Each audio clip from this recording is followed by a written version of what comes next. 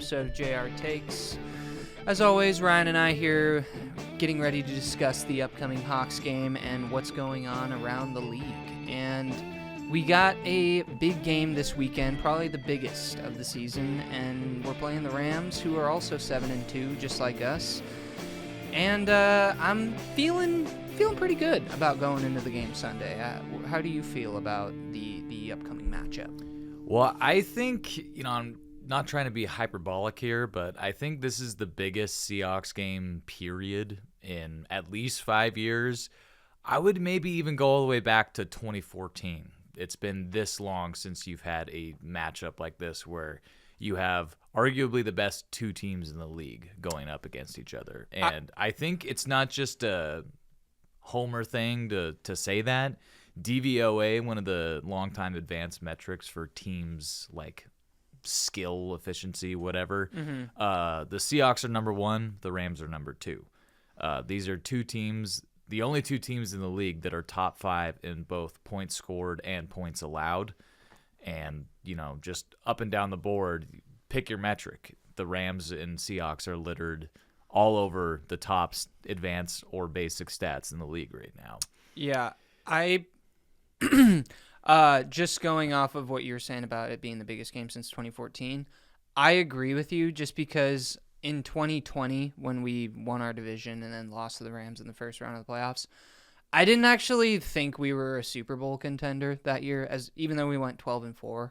Like, I didn't actually think we were going to do anything. The wheels started to fall off that season, like about halfway through. It looked like we were contenders for the first half of the season, and then... Was that when we went 5-0? Yeah. Yeah, so we were exactly how you put it. We looked like contenders first half, and then it kind of fizzled out, and then we lost in the first round. Yeah. And I feel differently about the current team we have than I can barely even remember that 2020 team. So in comparison to the two, yeah.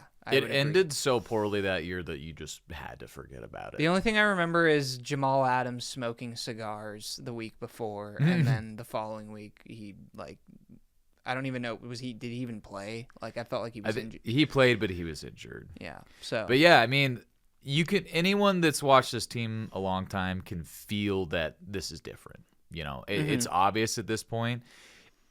I've kind of been feeling this way for a while, but I just didn't want to believe it. I wanted to believe it was a fluke because we've been disappointed so many times in the past. But win or lose, this Seahawks team is legit. This is a real contender this year. I've been kind of holding my tongue on saying that up to this point. But after 2 straight blowout wins and really a lot of games this season where final score aside, they were clearly a much better team than their opponent. They have just as good of a chance as anyone in the NFC this year. And I kind of think this game coming up, granted we have another game in the Rams in about a month, I think whoever takes this game is kind of in the driver's seat for not just the NFC West, but the number 1 seed. Because you watch that Eagles-Packers game, those teams do not look like they are the best team in the NFC. I'm just going to say that right now. So we have over half a season of data and games to go off of at this point. These are the best 2 teams in the league. And it's annoying that they're in the same division. I feel like this happens with the NFC West pretty often. Yeah. But if you go back to the last time we won the Super Bowl, the 49ers were the second best team in the league, and the Seahawks were the best team. And that was brutal to get past them, not once, not twice, but 3 times that season. But to be the best, you got to beat the best, as they say. And this is the best opportunity the Seahawks have had to prove that since 2014, I think. And yeah, they win this game this upcoming weekend, and I don't think there's much of a question as to who the favorite is moving forward. Yeah, it's pretty weird how you look back at the 2013 division compared to the 2025 division, and it is very similarly built. Like, we're good, and then instead of the Niners being really good, the Rams are really good. And then instead of the Rams being feisty and a pain in everyone's side, it's the Niners who are a pain. Play like that. And then the Cardinals are just the Cardinals. So... yeah, it is kind of weird thinking about that. I do think the Cardinals went 10-6 in 2013 or something like that. Because remember they beat us at home, and it was like really frustrating. Who cares? Yeah. Anyways, not like that matters now. But the Cardinals and 49ers are actually playing this weekend too, so that'll be an interesting one to watch. I'm definitely rooting for the Cardinals in that game. We want the Niners to go away. But more about this game. This is a matchup of two quarterbacks who have played phenomenally this year, and I saw an interesting stat. It was PFF's quarterback grades by quarter. Number one in the league in the first and second quarter in the NFL is Sam Darnold through 9 games. And then number one in the league in the third and fourth quarter is Matthew Stafford. Really? And if you think about how a lot of the games have gone this season, I mean, Darnold has basically just been on a tear. In the first half, we've gotten a big lead, and then we've kind of fucked up in the second half for whatever reason. I think a lot of those plays have been fluky. I mean, balls bouncing off of guys' helmets, just weird things have been happening, botched snaps. But the thing that gives me pause about that is it is definitely more stressful to go against a guy that's playing his best in the fourth quarter, because that's when the game is actually won. And I don't think that this is going to be a game where we go up 35-38 to nothing like we have the last 2 weeks. That was fun. I love it. Do it as many times as possible this year, but you're not going to do that to the Rams. That'd be insane. Yeah, I guess kind of diving into the matchups. We're both on 4-game winning streaks. I didn't realize that they hadn't. Well, I guess they haven't lost since that ugly loss against the Niners. Yeah. When Mac Jones was nearly killed on the field. On that note, another layer on top of that, both these teams have not even trailed since their last loss. Really? Yeah, the Seahawks and the Rams have not even been behind in a game for a minute since then. Yeah, I mean, that makes sense because we're both top 5 in the league in scoring offense and defense. So I guess, yeah, that makes sense. Given you're scoring a lot of points, you're not going to be down. Yeah, and they've played a lot of the same teams too. So, I mean, all the argument about soft schedule, whatever, like, yeah, the Rams won the division last year, so obviously they get the harder schedule this year. But we've basically played a bunch of the same teams so far and had similar results. Yeah, I wonder when the Rams are going to – have they played the Eagles already? Yeah, remember they lost on the blocked kick? Yeah, that was a good game. Yeah. I'm glad the Eagles won that. I'm really glad they won that because that would just make things so much tougher to win this year if they hadn't. Yeah. Also looks like Devontae Adams will be playing. That's kind of a bummer. But I saw he kind of like pulled something, tweaked his lower back. His oblique. Oh. Yeah. So. Well, those can linger. I mean, even if he's playing, he might not be 100%. He's 32, so that is another factor. And then the only significant injury for us looks like Sundell is going to be out for multiple weeks. Which is a bummer. However, I don't know if you noticed this, but the run game actually was a lot better with Oluwatimi in there. He's just a bigger human being, stronger human being, and I think that made a difference. Thank God we're not going against Aaron Donald anymore. That was misery. But, the Rams still have a good defensive line, headlined by guys like Jared Verse and company. So that's going to be crucial. The X's and O's of this matchup are really interesting because the Rams use 13 personnel more than any other team, which is the 3 tight end formation. And we have not done a very good job in covering tight ends this year. I mean, Trey McBride just kind of annihilated us. I know we stopped him quite a few times, but it seemed like basically every time Jacoby wanted to throw it to McBride, it was a completion. Thankfully, the Rams don't have anyone of that caliber. They do have our old buddy in Colby Parkinson in their tight end group, but they do also use that formation a lot to set up the run and play action to receivers.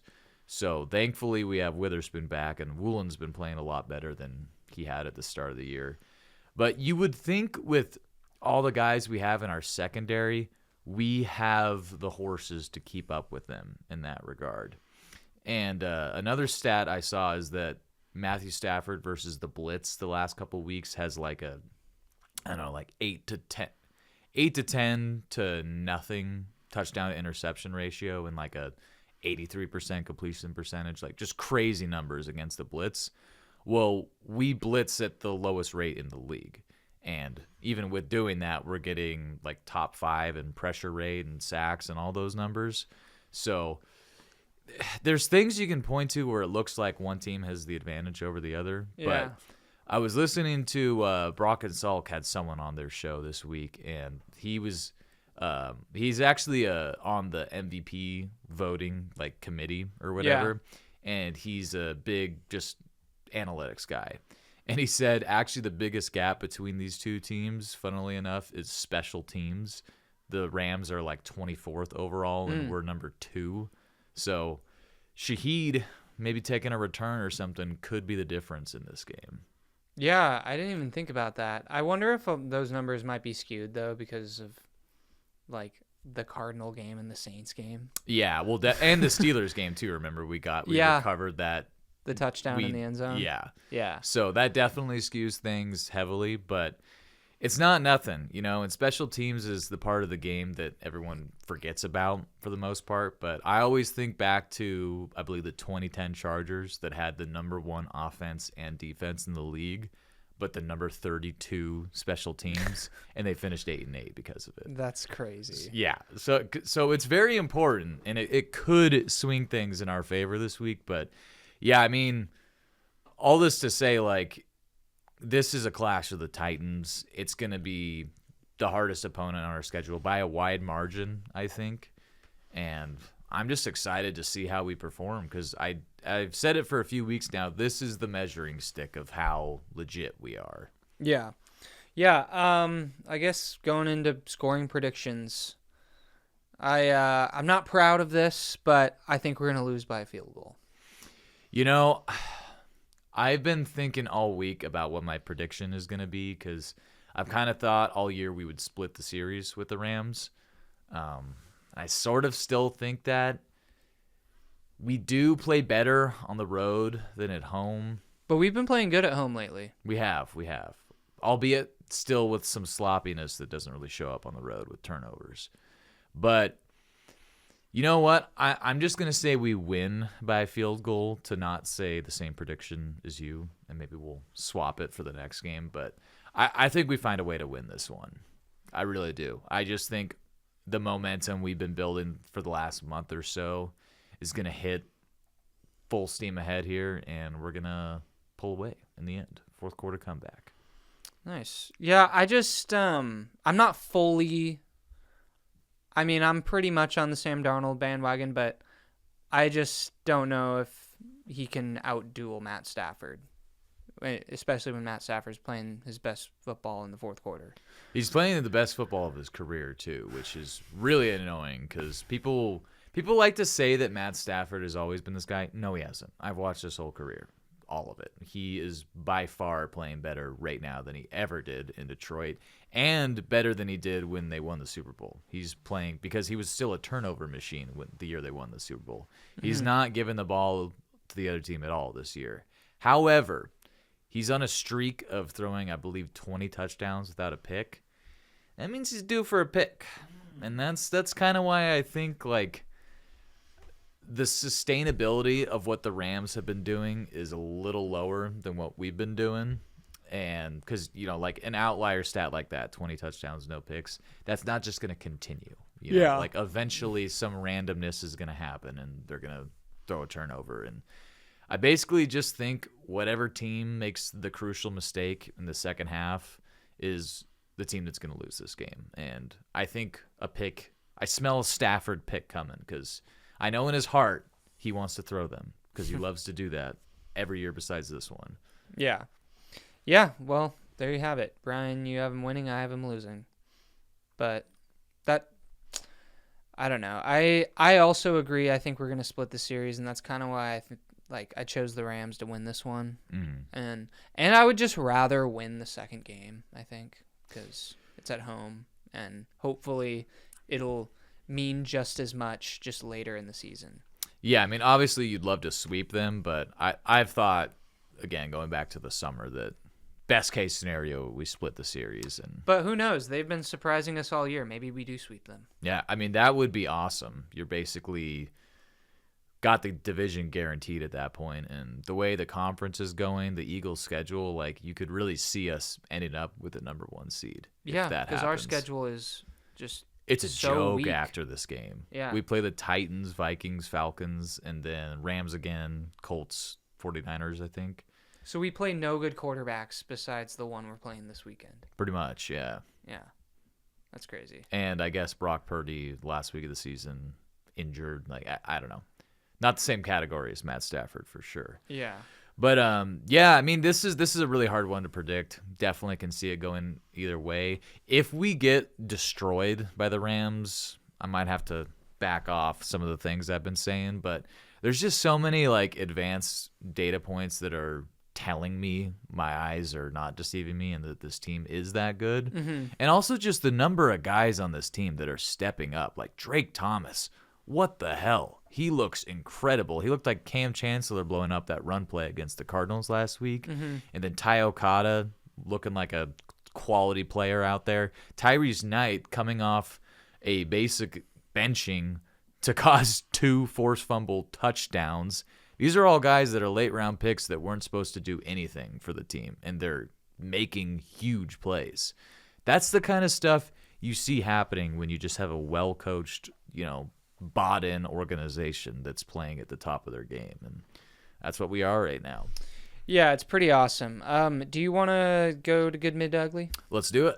Cool. You want to get this thing started, or? Yeah, so my good this week is the New England Patriots. And I chose them just because they've been kind of one of those teams that just keeps surprising me. And this weekend's win really shocked me. I thought there's no way that they're going to go into Tampa Bay and beat Baker and the Bucs. And they kind of soundly beat them. Yeah. And Drake May is doing all these things offensively with skill players that neither of us have heard of, other than the guy from Wazoo, Kyle Williams, who had a big game. And then obviously old Stephon Diggs, but yeah. Yeah, and then Travion Henderson finally got going this weekend. So I really like the Patriots. They're a sneaky team, and their defense being coached by Vrabes. I like this team a lot. I mean, I don't like them a lot. I hate the Patriots, but I like the way they've been playing, and they seem legit to me after that Bucs win. Yeah, I actually thought they had a good chance to beat the Bucs just because with all their injuries, and the Buccaneers are looking a lot right now to me like a team that peaked early. We'll see if that sustains, but they just don't look like the same team that played us in week 4 or whatever, the last month or so. I almost had the Patriots for my good as well. I'm glad I switched it up, but I have Jonathan Taylor having an Adrian Peterson-like season to power the Colts to 8-2. He's just, I know Saquon had an unbelievable season last year, and I mean, it's like, pick your poison with which guy you want to compare him to, but he's looking like the best running back in football right now, and he looks faster than he's ever looked, which is weird for a guy that's 26 and been playing in the league since 2020, I believe, 2021. Yeah, something like that. Something like that. It's been a while. 2020, I think it was. And he had some injury problems like 2022, 2023, I want to say, and really bounced back from that. And the Colts are the best offense in the league right now. You guys want to see the Jonathan Taylor run? Show me. I think this is the 83-yarder. It's the Falcons. What? Oh, shit. That was like a Marshawn Lynch. Man. I didn't even. I haven't seen this, because I was like, you're showing me a 2-yard loss? What is this? And then he just goes to the house. Yeah, that's nuts. That's awesome. Yeah, the Colts are a really electric offense, and he leads the way for them. I know Danny Dimes, he gets dimes instead of diapers this time, is playing pretty good football for them, but it's all predicated on the run and setting up the play action, I think. And then for the mid, this was so unpleasant to watch that it was almost my ugly. Both opening and closing primetime games this week finishing 10-7 with a shitload of punts, a shitload of turnovers, and just gross quarterback play from all 4 teams involved. You kick it off with a Thursday night poop fest against the Raiders and Broncos, which even though the Broncos won 10-7, they should have lost this game. The Raiders fucked up like 4 chances to take a lead in this game. Geno's missing third down throws to Lockett, and just I know he got hurt in this game and otherwise made some good plays, but he's just not getting the job done this year, like Shocker. point blank. Bo Nix looked fucking bad. He was missing throws all over the place, throwing a pick to end the half that was just an arm punt. I feel for like it's no my reason. fault why he sucks. Because I was like, oh, I'm starting to believe. And then he's like, watch this. Yeah, big mistake. So that was terrible, but I was like, surely that's the worst primetime game this week. And I don't know if it was or wasn't, because the Monday night game was just as bad and finished with the same score, with the Packers and Eagles just looking like 2 junior high quarterbacks going against each other. Yeah. It was so bad. Jalen Hurts is missing throws over the middle, just wide open, throwing it 10 yards over their head. Jordan Love looks like he doesn't know what the fuck he's doing, and this guy is not that young anymore. They're both 2020 draft picks. Mm-hmm. So we're talking about veteran guys at this point. Like, I know they're in their 20s, but you've been in the league for half a decade. Yeah. It was just awful. And the fact that the Packers had a chance at a game-winning drive and the Eagles' D-line is calling out what you're going to do on 4th and inches, and they're correct, and you lose, game over, because you're that fucking predictable on offense with your genius coach and LaFleur. It was just a very, very forgettable week for primetime games, and I think they deserve a call-out for it. Yeah, that's all very fair. I agree with a lot of what you just said, especially about the Packers, because we'll get to them for me in a second. But my mid is once again the fucking Steelers. They looked horrendous against the Chargers. They're just one of the most boring teams to watch. There's nothing exciting about them. Signing DK was like the most boring Steelers move they could have done, because guess what? He's not that good. He looks worse than ever. I don't know what's going on with him. Yeah. Well, I just never thought he was that good to begin with. So I thought he was good in 2020, but he's never gotten better. Yeah. He's just been this, and now he's this. So When players leave the Seahawks, I think there's a trend. Yeah, no one's going to trade for our players anymore after the last 3 years. yeah, Because so, they all suck when they leave.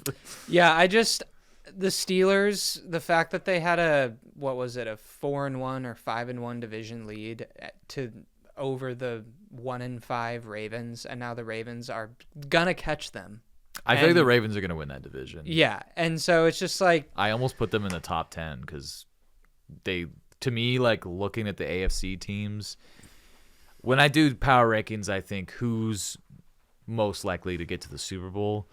And I feel like that Ravens team, now that they're not so injured, is way more likely to get there than the Steelers. Like the Steelers' best case scenario now is 9-8. Yeah, and like if I'm a Steelers fan, I'm pulling my hair out, because it's like, are we ever gonna get out of this purgatory, or are we just gonna keep being mid forever? It kind of makes, and I'm sad to say this a little bit, but I feel like the Steelers are stuck in a situation really similar to how the Seahawks were from like 2021, 2023, or you could even go further the whole back. time with Geno, I felt like the we were whole stuck. time with Geno, and the last couple of, after basically from 2020 when we started to look like shit through this Now, last offseason. yeah.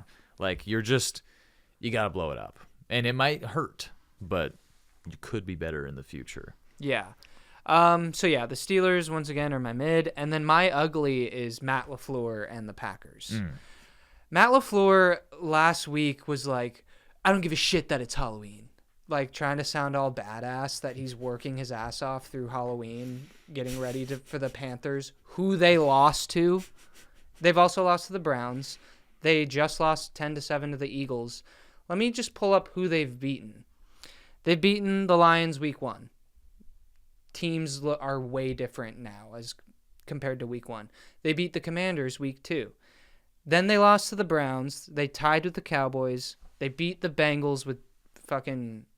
Not even Flacco at that point. It was Browning, I want to say. And then they beat the Cardinals. They barely beat them, too. Yeah. and they beat the Steelers, who suck. So it's like the Packers, and I didn't realize this, they had the opportunity to extend Matt LaFleur in the offseason, and they chose not to.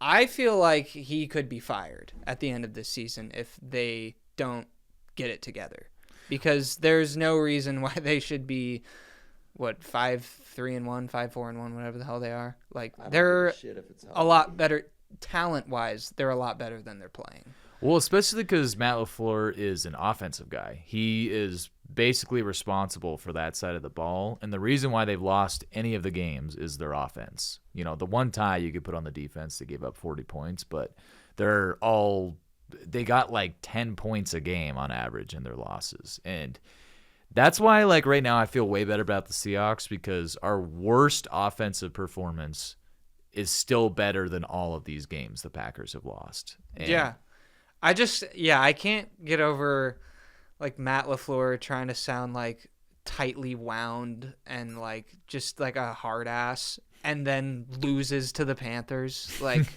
you were making it seem like you were working night and day, ignoring Halloween, trying to sound cool or something, and you just lost 2 games in a row since you've said that. So yeah, let's hear it. Yeah. I haven't heard this. I don't give a shit if it's Halloween. All right. We're trying to win a game. Wow. I don't Apparently not hard enough, buddy, because you Yeah. lost to Bryce Young. What a tough guy. Wow. yeah, Holy shit. so Matt LaFleur is on the hot seat for me. My ugly is the Bills getting the shit kicked out of them by the fucking Dolphins. Like, bro, are you kidding me? What is this Bills team? They're like, I think you said this a while back, they're like a way better version of the Falcons. Yeah, they are. Because they beat the Chiefs. They're on top of the world, and then you let fucking Tua turn the ball over, just cook you.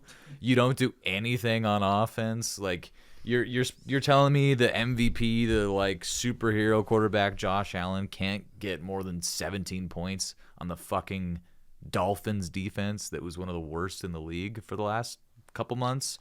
It was just, I don't even have that much to say about it. It was just so like head-scratchingly bad that I felt like they earned it this week. And that's among some teams that really shit the bed. So Yeah, the Bills they're a really frustrating team because they constantly are teasing with, we're Super Bowl contenders, and then they lay an egg against a terrible team and play down to their opponent. So it's Bills are just really unpredictable. I feel like they've been doing this for 5 straight years. I know, since they had Josh Allen. Yeah, like since Josh Allen stopped being awful, because people forget he was horrible to start his career, like Anthony Richardson-esque.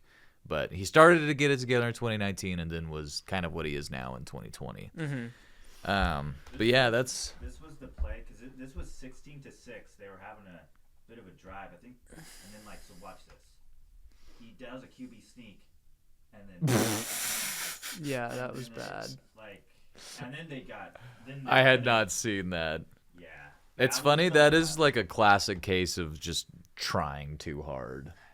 Because, like, that was, like, their drive to, like, you know, they're going to be within a score. And they Yeah. scored, and then just, it got out of hand. Well, and I know division games can be weird, but, like, I'm sorry, I don't think Super Bowl teams are losing to the fucking Dolphins. So with that, do you want to move on to the power rankings? Yeah. Yeah. I can't talk about this anymore. Okay, so here we go. Oh wait, actually, I'm gonna make this a little. See it. All right, there we go. Okay. Yeah, so I have the Rams at number 1, just because I mainly did that because I think they're going to beat us this weekend and show that they're kind of right now the number 1 team. And then I have Colts at 2. They just look unstoppable with their run game. So, and then us right after them. Mm-hmm. So, Top 3, baby. Let's go. Yeah, I don't think our picks, once again, they're not all that different from each other. I think I actually fucked up in mine. I meant to put the Patriots in there over I the was just gonna Packers. say, you don't have the Patriots. Yeah, let's just change that now. What would you have put them in? Just swap them out with the Packers. Okay. So And right here. Actually, put them at 7 and move everyone else down that's above. Okay, so Patriots, And then get the Packers out of there. Like, period. Patriots, Bills, Buckers, Yeah, that feels a lot better to me. and like this. Wait, like that? No, you can keep the Broncos. Oh, okay. Or actually, no, let's put the Chargers in that number 10 spot. Because fuck the Broncos. Okay. They are Hey, gross. Now this is it. Okay. So with that revision in mind, still pretty similar choices here. I also have the Rams number 1 just because I feel like until we prove that we're better, I kind of have to let my past bias in favor of the Rams win out over my desire to be the number 1 team just because we've beaten a lot. We've beaten 7 teams. We could be undefeated right now in a better world, but we haven't beat these guys, and we haven't really beat them in a long time. They have owned this rivalry for the better part of 8 years, and now is the time to change things. Now is the time to prove that we can get past this fucking juggernaut in LA, in McVay, and now Stafford. And Sam Darnold has a lot to prove because he got his ass kicked by this Rams team in the playoffs last year, and seems like no one forgets it. Everyone brings it up every time he plays well.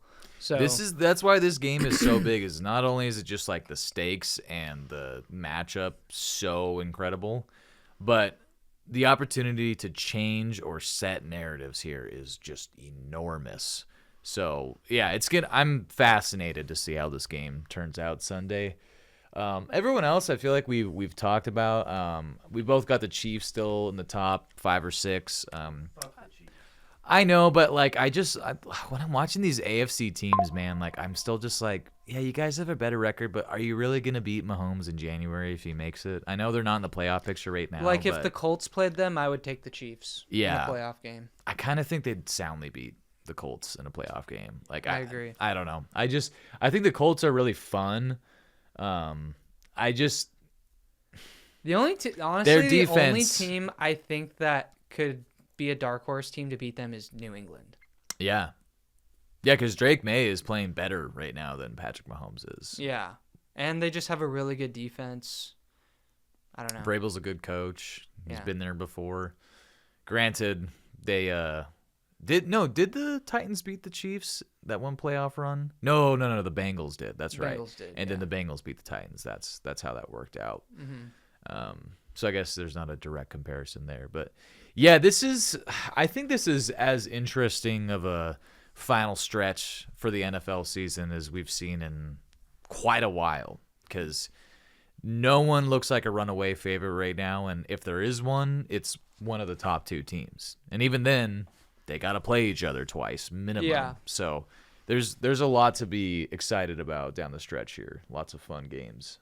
For sure. So if the Seahawks beat the Rams, For me, they're number 1. they're number 1. Yeah. And probably for Jonah, maybe, I don't know. We'll see. You're the hard ass now. There's a lot of publications out there that are putting us number 1 overall right now. Which Stephen A. did. he did? Oh And he- yeah. Yeah. That's kind of I don't think that bodes well for us personally, but NFL.com surprisingly has been in love with the Seahawks like all season. They've had us top 5 I think it's when I had us at like 13. we're such a balanced team. I think because it's like you're not. They're not really bad at anything. Like the thing they're the worst at is running the ball, and they're still pretty good at it. Like they're I think 17th or something. So not elite, but we run the ball a shitload. So teams we force teams to respect the run, and that makes us by far the best team at play action this year, which is I think that could be huge for this week. Yeah. One last thing to note about the Seahawks-Rams matchup. I feel like we all kind of have forgotten that JSN's like true breakout game came against the Rams at home last year, and that was with Geno in a worse offense running the operation. So just because the Rams have a good defense doesn't mean that they're going to stop JSN, because they have not proven that they can do that. Yeah. Well, we'll see. Yeah. We will see Sunday. All right. Well, that's all I got for this week. Hopefully we can win and talk about it on Sunday. Yep. Well, thanks for checking in, guys. See you on the next one.